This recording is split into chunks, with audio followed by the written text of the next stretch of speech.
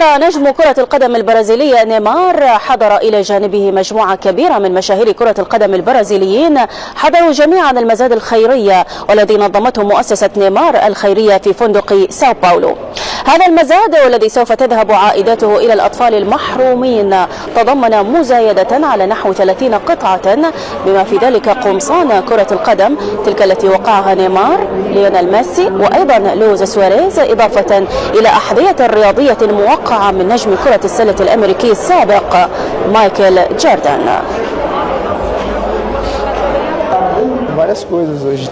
هناك أشياء كثيرة اليوم، وسوف يكون المزاد مختلفا، أو سنحاول ذلك على الأقل. أريد أن أرى العديد من المشاركين في المزاد، فهناك أطفال كثيرون في انتظارنا.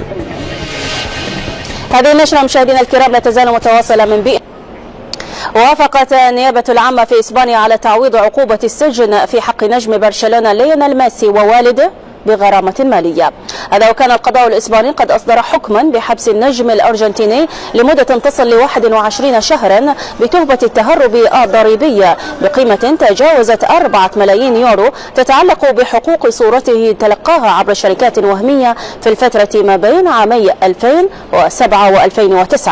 هذا وكان نجم البارسا قد أكد في وقت سابق أنه كان يركز على كرة القدم، مشيرا إلى أنه يجهل العقود الموقعة والطريقة التي تتم بها إدارة ثروته، غير أن المحكمة لم تقتنع بهذه الحجة، معتبرة بأنه ليس من المنطقي أن يجهل الشخص الذي يكسب إيرادات مهمة يجهل ما عليه من ضرائب تتعلق بتلك الإيرادات.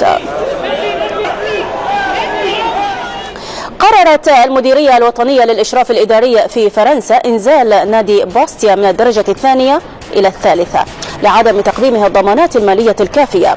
هذا ونشرت رابطة الدوري الفرنسي قرار هذه السلطة والتي تعد بمثابة الشرطة المالية في كرة القدم، دون أن تعرف دوافع اتخاذ هذا القرار بحق باستيا والذي بإمكانه التقدم باستئناف.